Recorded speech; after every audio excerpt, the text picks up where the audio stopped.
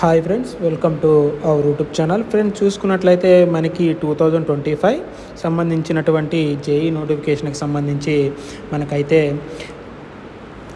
September 18వ తారీఖున అయితే మనకైతే ఎన్ని పోస్టులు ఉన్నాయి, ఏ విధంగా ఆ యొక్క నోటిఫికేషన్ అనేది వస్తుందనే సంబంధించినటువంటి ఫుల్ ఇన్ఫర్మేషన్తో మనకైతే ఒక పీడిఎఫ్ అయితే రిలీజ్ చేయడం జరిగింది 18/9/2025. మనకి ఈ నోటీస్లో మనకి ఎన్ని వేకెన్సీస్ ఉన్నాయి, అదేవిధంగా జోన్ వైజ్ ఎన్ని వేకెన్సీస్ ఉన్నాయి అనేది కూడా మనకైతే ఇవ్వడం జరిగింది. చూసుకున్నట్లయితే ఇక్కడ సబ్జెక్ట్ చూసుకున్నట్లయితే approved vacancies of JEE, DMs and CMS pay level 6 for notification in 2025.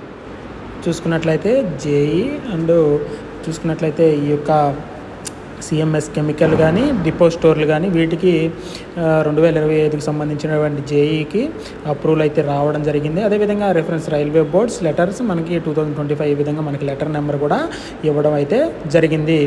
చూసుకున్నట్లయితే 10/10/2024 ఉన్నటువంటి వేకెన్సీస్ని బట్టి మనకైతే ఈ యొక్క పీడిఎఫ్ అయితే రిలీజ్ చేయడం జరిగింది. దీనికి సంబంధించినటువంటి మనకి ఈ రోజు అయితే ఎప్పుడైతే అప్లికేషన్ డేట్ అనేది ఓపెన్ అవుతుంది, ఎప్పుడైతే అప్లికేషన్ డేట్ క్లోజ్ అవుతుంది అనేది కూడా మనకైతే ఒక నోటీస్ అనేది సర్క్యులేట్ అవుతుంది. కాబట్టి చూసుకున్నట్లయితే మనకి మొత్తంగా చూసుకున్నట్లయితే ఇక్కడ చూడండి, రెండో పాయింట్,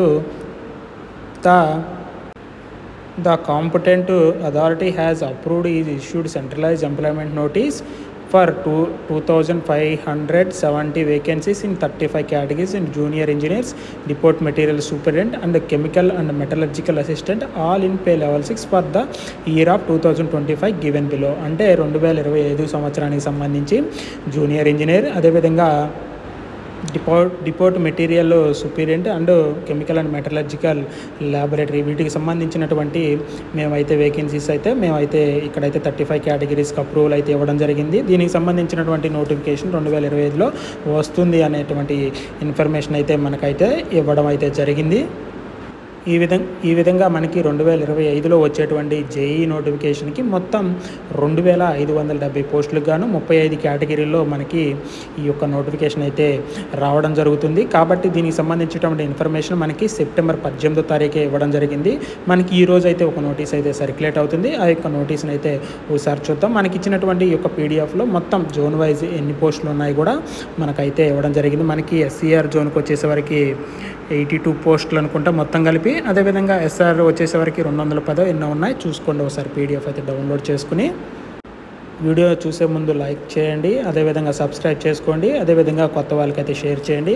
ఎలాంటి రైల్వే ఇన్ఫర్మేషన్ వచ్చినా మన ఛానల్ ద్వారా అందించబడుతుంది కాబట్టి. అదేవిధంగా చూసుకున్నట్లయితే ఈ యొక్క జేఈకి మనకైతే అప్లికేషన్ అనేది మనకి అక్టోబర్ 31 అంటే నెక్స్ట్ మంత్ 31 స్టార్ట్ అయ్యి మనకి నవంబర్ 30 వరకు కూడా క్లోజింగ్ డేట్ అయితే ఇవ్వడం జరిగింది.